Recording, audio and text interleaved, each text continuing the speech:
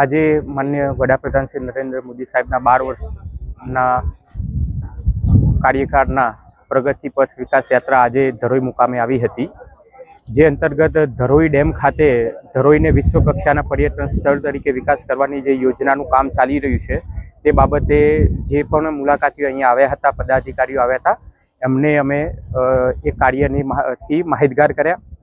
અત્યારે આપણે જે જગ્યાએ ઊભા છીએ ધરોઈ ડેમની ડાઉનસ્ટ્રીમની અંદર છે, જે જગ્યા ઉપર અત્યારે રિવરફ્રન્ટનું કામ ચાલી રહ્યું છે.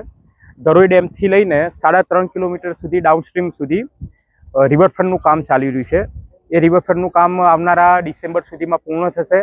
હાલ જેનું 70% જેટલું કામ પૂર્ણ થઈ ગયું છે અને ત્યારબાદ એની બંને side hotel, resort, tent city છે, અન્ય ગાર્ડન છે વગેરે ટુરિસ્ટ માટેની એક્ટિવિટી ડેવલપ થશે અને ટુરિસ્ટો માટે આ એરિયા ખુલ્લો મૂકવામાં આવશે.